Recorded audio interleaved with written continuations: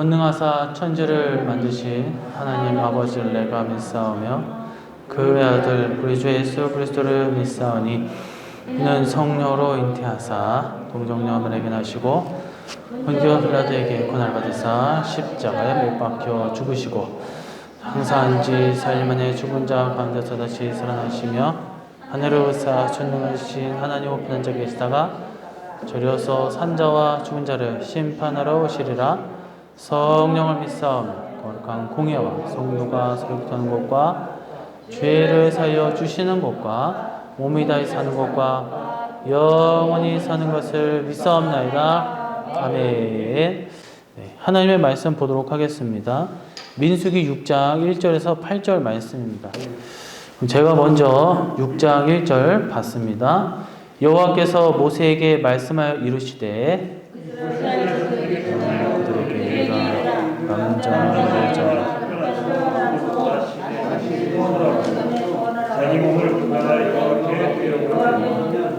포도주와 독주를 멀리하며 포도주로 된 초나 독주로 된 초를 마시지 말며 포도즙도 마시지 말며 생포도나 건포도도 먹지 말지니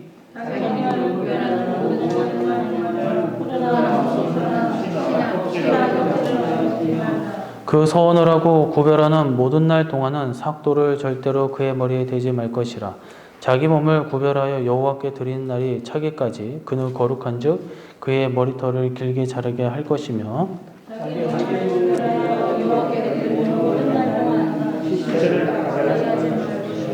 그의 부모 형제 자매가 죽은 때라도 그로 말미암아 몸을 더럽히지 말 것이니 이는 자기의 몸을 구별하여 하나님께 드리는 표가 그의 머리에 있음이라. 자기의 몸을 구별하는 모든 날 동안 그는 여호와께 거룩한 자니라. 아멘. 할렐루야. 오늘도 은혜의 이 시간 되게 하여 되기를 간절히 소망하면서 말씀을 전하도록 하겠습니다. 오늘은 민수기 6장 1절에서 8절 말씀 중심으로 이 구별된 나실인이라는 주제로 은혜의 말씀을 전해보도록 하겠습니다.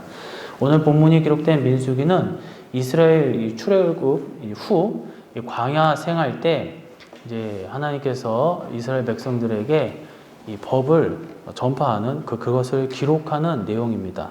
이러한 민수기는 성도의 연단과 그리고 거룩한 삶, 이 성화의 삶을 가르치는 내용입니다. 그리고 궁극적으로 이 가나안 땅, 그 입성 준비와 관련되어집니다. 이 가나안 입성은 영적으로 말하면 우리 성도들이 가야 할 이 천국을 의미하고 있습니다. 그래서 이 같은 맥락의 민수기의 본문은 이 나실인의 규례를 지금 다루고 있는데, 나실이란 본래 구별, 이 성별, 그리고 헌신 등의 의미를 갖고 있습니다. 그러니까 어떻게 구별되고 어떻게 성별되고 또 헌신하는지를 다루는 내용으로 보시면 될 것 같습니다. 그래서 이제 우리가 구별된 나실인은 어떠한가? 그는 어떻게 구별되는가? 우리가 함께 확인해보고 은혜의 시간을 갖도록 하겠습니다. 첫 번째로 포도주와 독주를 멀리해야 된다라고 했습니다. 3절에 보면 포도주와 독주를 멀리하며 포도주로 된 초나 독주로 된 초를 마시지 말며 포도즙도 마시지 말며 생포도나 건포도도 먹지 말지니라고 이렇게 단호하게 하나님께서 말씀하고 계십니다. 그래서 첫 번째로 나실인은 포도주와 독주를 멀리해야 된다라는 것이죠. 그래서 이것은 곧 세상의 유혹을 이겨내야 된다.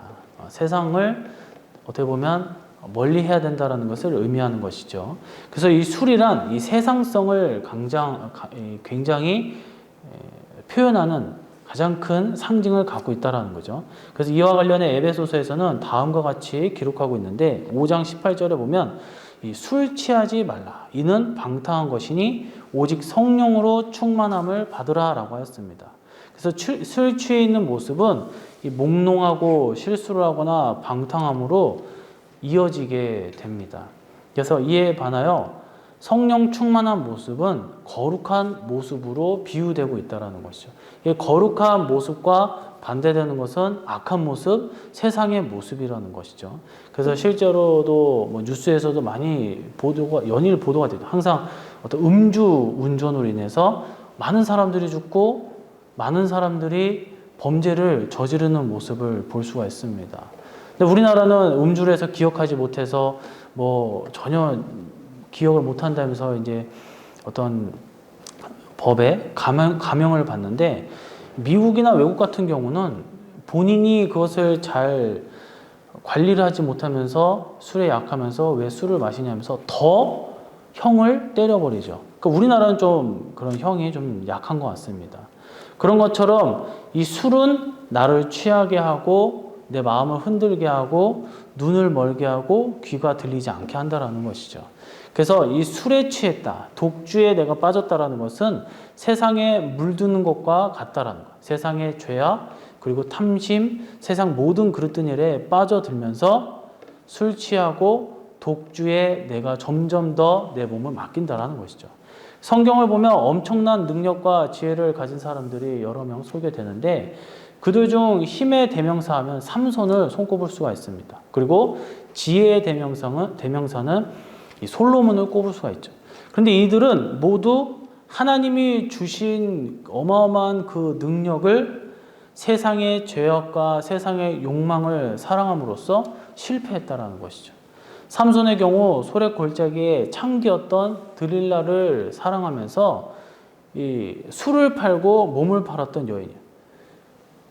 그리고 삼손은 계속 좀 블레셋 여인을 사랑하고 이방 여인을 사랑하고 원수 집안을 사랑했다라는 거예요. 그럼으로써 실패와 비극의 수렁으로 자신의 몸을, 자신의 영적인 상태를 밀어넣었다라는 것이죠.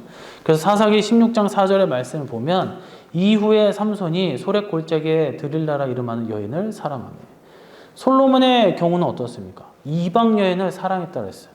열왕기상 11장 1절의 말씀을 보면 솔로몬 왕이 바로의 딸 외에 이방의 많은 여인을 사랑하였으니 곧 모압과 암몬과 돔과 시돈과 헷 여인이라. 다 이스라엘과 원수 민족을, 그러니까 오늘날 말하면 동맹을 위해서 정략 결혼을 한 것이죠. 그러니까 내 머리가 똑똑하니까 정략 결혼하는 것이 그때 당시는 맞는 거예요. 그래서 동맹을 맺는 것이 맞다 이거예요. 최고의 방법이에요. 그러나 그거는 인간적인 방법이지 하나님의 방법이 아니었다라는 거예요. 하나님보다도 병거와 창과 방패와 그리고 정략 결혼을 더 믿었다라는 거예요. 그러니까 지혜가 무너졌다라는 것을 의미한다라는 것이죠. 그 결과 어떻게 됐습니까? 세상을 따라가게 되고 여인을 따라가게 되고 유혹에 빠져들어 삼손은 그 힘의 근원인 머리를 밀어버리고 대적 블레셋에 사로잡혀 눈이 뽑혀 놀림거리가 되고 결국 최후의 죽음을 맞이했죠. 솔로몬은 어땠습니까? 우리는 그저 그가 지혜에 충만하고 나라를 잘 다스리는 왕으로 기억하고 있습니까? 그렇지 않죠. 그토록 경건하고 겸손했던 그 시작을 알렸던 왕이 우상을 숭배하고 하나님의 진노 아래 놓여졌다라는 거예요. 나라가 찢어지게 되는 직접적인 원인이 솔로몬한테 있었다라는 것이죠. 이처럼 세상을 사랑함으로 모든 비극이 찾아오게 되었다라는 것입니다. 그래서 나시린은 거룩한 자, 구별된 자로 선한 자입니다. 포도주와 독주를 가까이 하지 말아야 된다는 것은 이처럼 세상 유혹을 이겨야 함을, 멀리해야 함을 의미한다라는 것입니다. 과거 나시린이 그렇게 살아야 했듯이 바로 믿음의 사람들이 세상의 유혹을 이겨내야 된다는 거예요. 탈무드에 기록된 술에 관한 이야기를 보면 노아가 이 포도나무를 심으려 하자 사단이 찾아와서 사람으로 딱 변장을 해가지고 무엇을 하고 있냐라고 물었어요. 노아는 포도나무를 심는다고 했는데 이에 사단은 포도가 어떤 나무인지 물었다라는 거예요. 이에 노아는 아주 달고 그리고 시큼하기도 하고 이 신맛이 나는 최고의 과일이다라고 칭찬했다라는 거예요. 사단은 자기도 노아가 이 포도 심는 것을 거들고 싶다면서 막 도와주는 척을 했어요. 노아가 고마워했죠. 그리고 잠시 한눈을 판 사이에 사단은 거기에 양과 사자, 돼지와 원수를 끌고 차례로 죽이고 그 피를 비료로 사용했다고 합니다. 이 때문에 술을 마시면 처음에는 양처럼 약해지고 무기력해져요. 그리고 좀 더 마시니 사자처럼 난폭해지고 이후에 돼지처럼 더러워지고 최후에는 원숭이처럼 떠들고 까불고 돌아다닌다는 거예요. 세상을 사랑함이 바로 이와 같습니다. 세상을 사랑하면 우리가 하나님과 멀어지고 모든 경건함, 의로움이 사라진다는 거예요. 그 때문에 오늘 말씀에서 나시린으로 서원하는 이들에게 포도주와 독주를 삼가란 것은 바로 세상 유혹을 이겨야 된다는 것을 의미합니다. 오늘날 우리가 바로 나실인이라는 거예요. 뭐 삼손만 나실인이 아니다라는 거예요. 사무엘만 그렇다는 것이 아니에요. 우리 모두가 나실인, 변화되어진 삶을 사는 우리 그리스도인이 바로 나실인이 되어야 된다라는 것이죠. 그래서 단순히 실제로 그리스도인은 술을 마시지 말아야, 이것도 맞는 말이죠. 술을 마시지 말아라. 술을 마시면 죽는다. 어떤 그런 물질의 세계에서 그런 말하는 것이 아니라 실물 세계에서 얘기하는 것뿐만 아니라 여기서는 보다 깊게 영적인 측면에서 우리가 세상의 그런 달콤함에 취해서는 안 된다라는 것입니다. 두 번째로 나실인은 귤에 어떻게 하는가? 구별될 때 어떻게 해야 되나? 시체를 가까이 하지 말아야 된다. 6절에 보면 자기의 몸을 구별하여 여호와께 드리는 모든 날 동안은 시체를 가까이 하지 말 것이요. 이 구별된 나실인이 지켜야 할 첫 번째 규례는 바로 포도주와 독주를 멀리해야 된다. 이는 세상의 유혹, 세상의 잣대, 세상의 고집, 세상이 추구하는 목표와 그 욕심을 버려야 된다는 거예요. 두 번째로 나실인은 시체를 가까이 아니하여야 한다고 했어요. 이는 부정한 것, 즉 죄를 멀리해야 된다라는 거예요. 본문은 나실인이 사람이든 짐승이든 하여간 시체는 죽은 것은 가까이 하지 말라는 거예요. 심지어 자기 가족, 부모 있다 하더라도 가까이 가지 말라는 거야. 아무리 내 부모가 죽었다 하더라도 그 시체를 만지지 말고 가까이 가지 말라는 거야. 삼손 같은 경우는 어땠습니까? 자신이 죽인 어린 젊은 사자를 지나가서 보니까 거기에 꿀이 막 나왔다라는 거야. 그러면서 심지어 그걸 만지기도 하고 그 꿀을 먹기도 했다라는 거야. 그러니까 나실인으로서 전혀 자각이 없었던 인물이었어요. 하나님께서는 이 시체를 우리가 가까이 가지 말라는 거예요. 왜요? 시체는 바로 죽음과 직결됩니다. 살아있는 사람을 시체라고 그러지 않아요. 죽음은 우리가 잘 알듯 죄의 결과로 인하여 찾아온 것입니다. 그래서 시체를 멀리 한다는 것은 바로 죄를 멀리 해야 된다는 거예요. 다시 말해서 뭐야? 죽음을 멀리 해야 된다는 것입니다. 오늘 본문 중 시체에서 이 시라는 것은 무투라고 하여서 그 뜻은 죽이다, 살해하다, 그리고 멸절하다라는 뜻을 가지고 있습니다.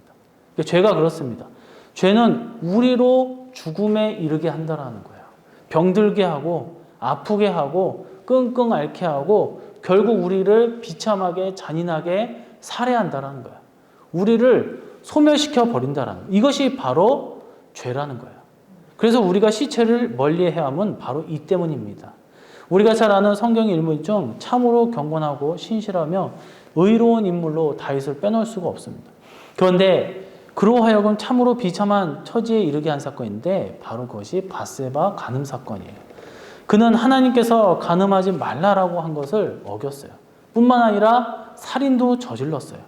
타인의 아내였던 밧세바와 간음을 숨기고자 그는 전쟁 중이었던 자신과 그리고 이스라엘 왕국을 위해서 충성스럽게 싸웠던 우리아를 불러내서 이 임신했던 이것을 숨기기 위해서 거짓을 꾸미려고 했는데 그마저도 안 됐어요. 그래서 어떻게 됐습니까? 결국 죽였어요. 암살을 했다라는 거야. 치졸한 죄를 저지르고 말았다라는 거야. 이처럼 죄는 또 다른 죄를 낳고 더 큰 죄를 잉태하게 된다라는 거야. 그로 인해 다윗은 어떻게 됐습니까? 하나님의 진노를 면치 못했어요. 그와 그 집에 끊임없는 칼이 떠나지 않게 되는 비극을 당하게 되었다라는 것이죠. 사무엘하 12장 9절에서 10절 말씀이에요. 그러한데 어찌하여 네가 여호와의 말씀을 업신여기고 나보기에 악을 행하였느냐? 네가 칼로 햇사람 우리아를 치되 암몬 자손의 칼로 죽이고 그의 아내를 빼서 내 아내로 삼았도다. 이제 네가 나를 업신여기고 햇사람 우리아의 아내를 빼앗아 내 아내로 삼았음즉 칼이 내 집에서 영원토록 떠나지 아니하리라 하셨고. 이것은 하나님의 경고는 실제 다윗의 집에 그대로 실현되었다라는 거예요. 죄가 죄의 결과가 이처럼 끔찍한 결과를 가져온다라는 거예요. 나실인이 시체, 즉 멀리해야 되는 죄를 멀리해야 함은 바로 이 때문입니다. 우리로 하여금 우리를 자꾸 병들게 하고 우리를 갉아먹고 우리를 죽음에 이르게 한다라는 것이죠. 이 시대는 얼마나 무질서하고 얼마나 혼란 시대 속에 우리가 살아가고 있습니까? 무엇이 진리고 무엇이 비진리인지 모르는 이 시대 속에서 우리가 살아가고 있어요. 성경 말씀을 우선시해야 되지만 심지어 교회 안에서도 세상의 방식을 끌어들이고 그것이 맞다라고 주장을 하고 교회 안에서도 말씀보다는 세상의 어떤 법, 세상에 관련된 것들을 들여와서 성경 위에 자꾸 놓으려고 한다라는 거예요. 죄를 죄로 인식하지 못하고 그것이 맞다라고 우기고 있다라는 거예요. 점점 강단의 권위가 사라지고 말씀이 무너지는 이 시대 속에서 우리가 점점 어떻게 파괴하지 않고 피폐하지 않고 해체해버리지 않겠냐라는 거예요.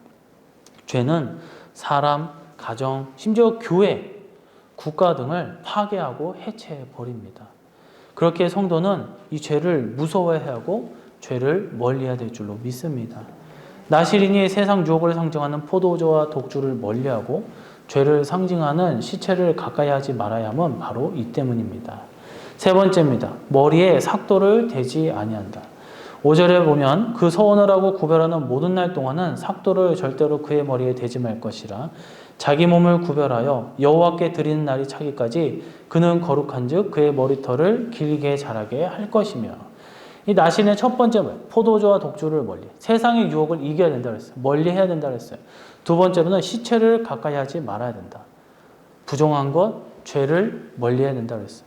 그리고 세 번째로는 머리에 삭도를 대지 말아야 합니다. 이는 하나님의 영광을 드러내며 살아야 함을 뜻합니다. 성경에서만 아니라 일반적으로도 그 어떤 한 사람 한 사람을 찾아보면 그 얼굴과 또 얼굴을 통해서 생김새를 통해서 풍기는 그 인상을 통해서 인격과 명예의 의미를 갖습니다. 성경에서는 어떤 사람이 머리가 길다라고 하면 성경에서 어떤 존귀함 그리고 영광의 의미로도 이해했다라는 거예요.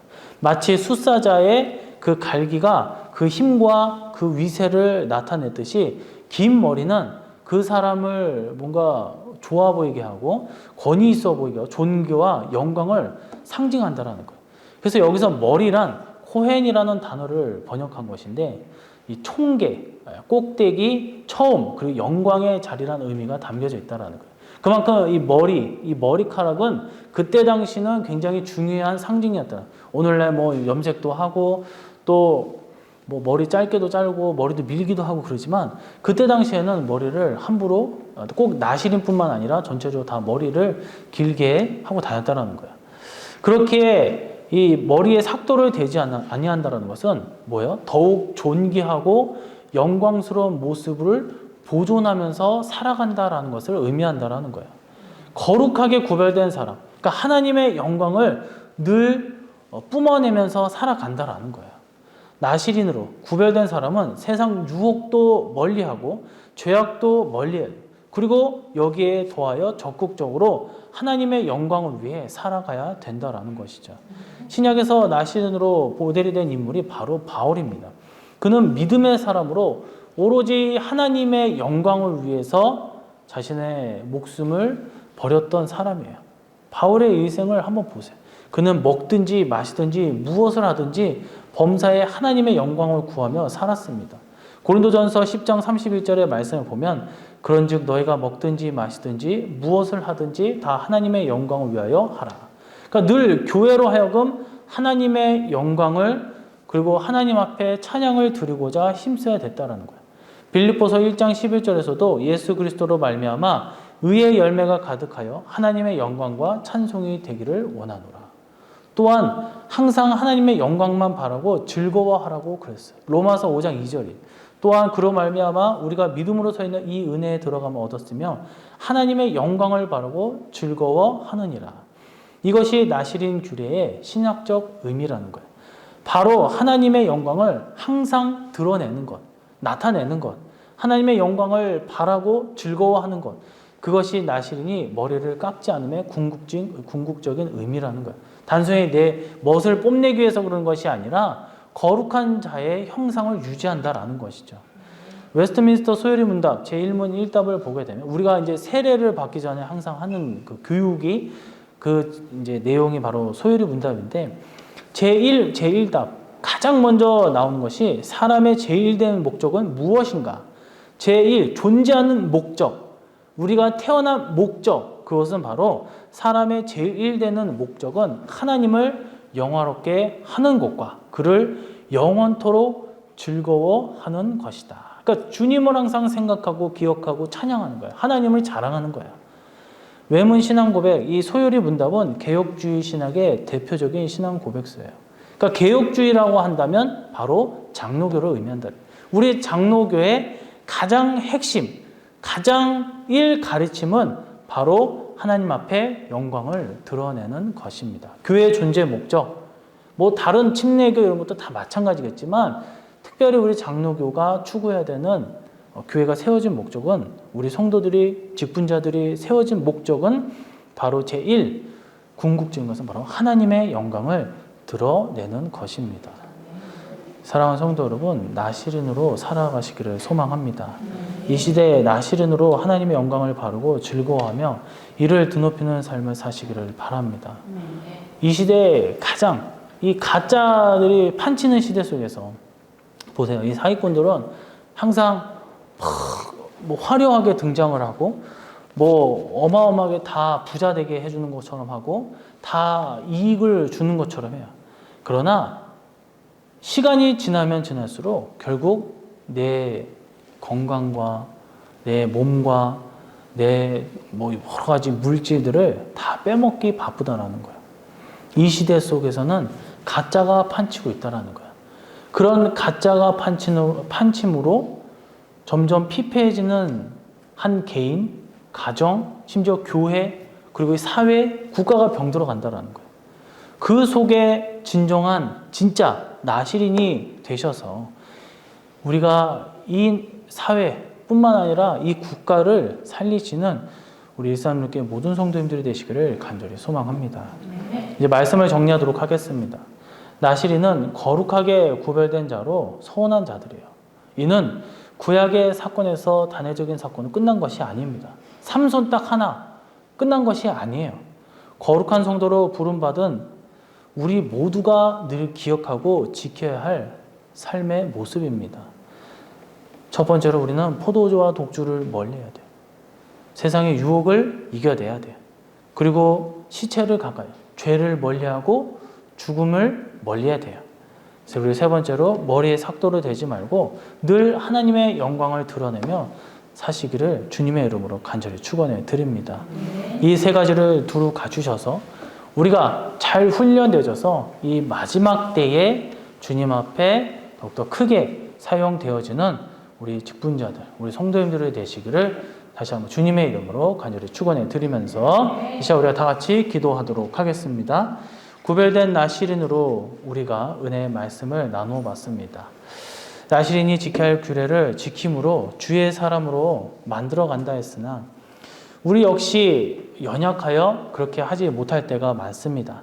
그러나 내주하시는 성령께서 우리를 깨워주시고 만들어주시고 다듬어 주셨을 때에 온전히 주께 영광과 찬양을 올리며 거룩한 주의 종들, 자녀들이 될 수 있게 해달라고 그랬을 때 이 마지막 때에 정말 진정한 나시린으로서 우리가 살아가고 정말 전파하는 주님의 참종들이 될 수 있는 능력 있는 종이 될 수 있게 해달라고 제가 주여 삼창 부르시고 기도하도록 하겠습니다. 주여! 주여! 이제는 구원자이신 예수 그리스도의 희생과 사랑에 담긴 십자가의 은혜와 성부 하나님의 우리를 향한 구원의 섭님이 주관하심과 우리 가운데 늘 역사하시고 구원의 축복의 성취를 위하여 늘 놀랍고 성령님의 은혜와 그 도우심으로 세상의 유혹을 이겨내고 죄를 멀리하며 주께 영광과 찬양만을 올릴 때 더욱더 거룩한 하늘의 백성들이 되어가는 우리 각 성도님들, 우리 가정과 일선교회 그리고 기업과 이 사회 국가에 영원토록 함께 있을지어다. 아멘.